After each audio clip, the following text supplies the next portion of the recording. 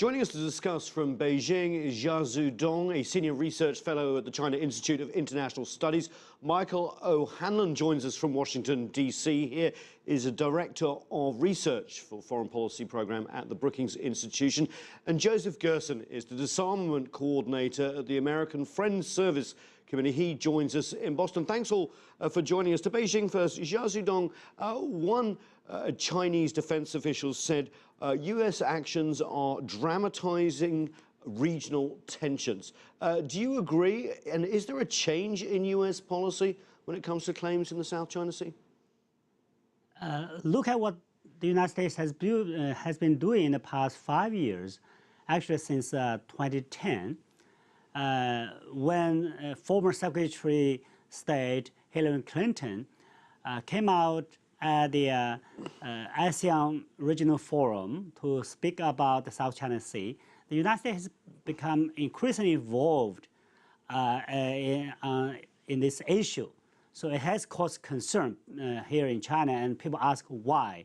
And certainly it has made the situation there more complicated.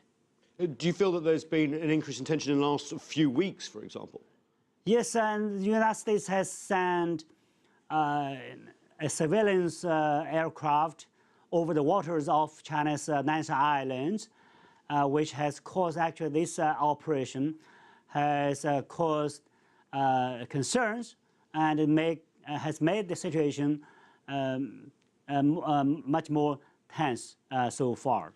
MichaelHanlon here in Washington. Is there a change in U.S. policy? Because Washington has always said that they are neutral when it comes to territorial claims in the South China Sea, and as we know, there are many overlapping ones. Well, Washington is neutral about specific land claims, but it's not neutral about whether additional islands should essentially be constructed, as China and other countries have been doing. And it's also not neutral about freedom of navigation.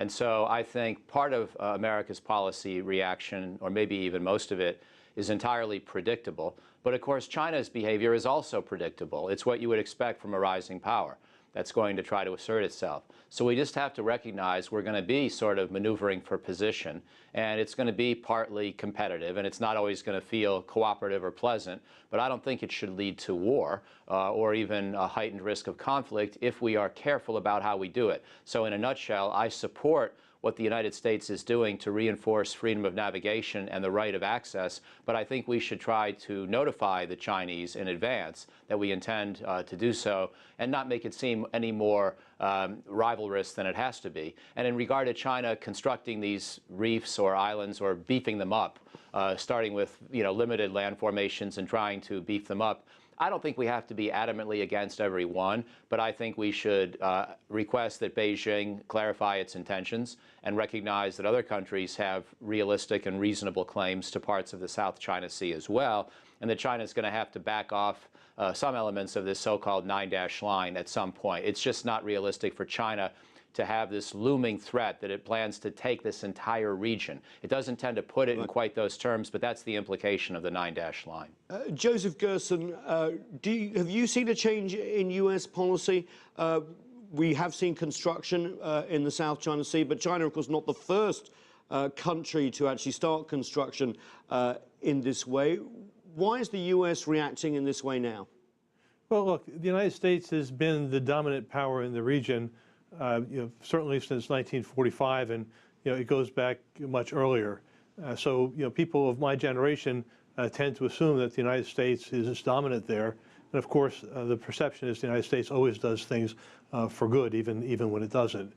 So I think what we see from certainly the pivot that was referred to before, the United States has been moving to consolidate its alliances, reinforce its military, in order, as people in Washington say, in order to manage China's rise. But is it picking sides? Is it picking sides now by calling out China and not calling out other countries, for example, the Philippines or others? Yeah. So look, the United States has been picking sides for a very long time. I mean, you conquer countries, you create governments, you develop alliances, and we see this whole structure deepening since 2010. But to appreciate that, you go back, and the United States has more than 100 military bases and installations across Japan, almost a similar number in Korea. The Philippines was essentially conquered back in 1898, so we would have the jumping off point to the Chinese coast. And the United States is back now in the Philippines with full military access to the whole region.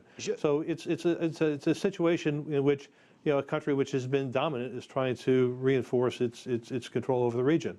There are tensions, but also there is a developing relationship, military to military, between the US and China. Jia Xiudong in Beijing, this week we saw the release of the white paper from China, which outlined areas that it sees as a priority. Obviously, we had space, cyber, but also the outer seas. And the US welcomed this as a transparent way of seeing what China's priorities are.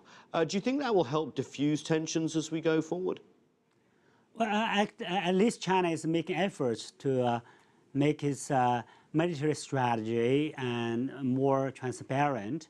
And actually, China has been doing this for many years and has released the white paper on defense biannually. And this one particularly focuses on China's military strategy and the intentions of the Chinese military and its military build-up and development, and how it looks at the world situation, and how it evaluates the threats it's facing. And so this is a very kind of constructive effort made by China. However, there's still, there has been a kind of strategic mistrust between China and the United States.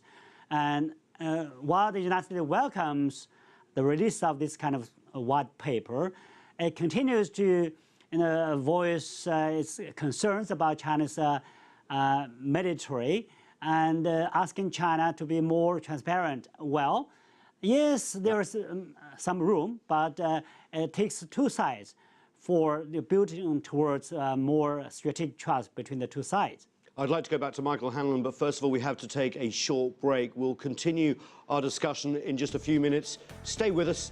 You're watching The Heat.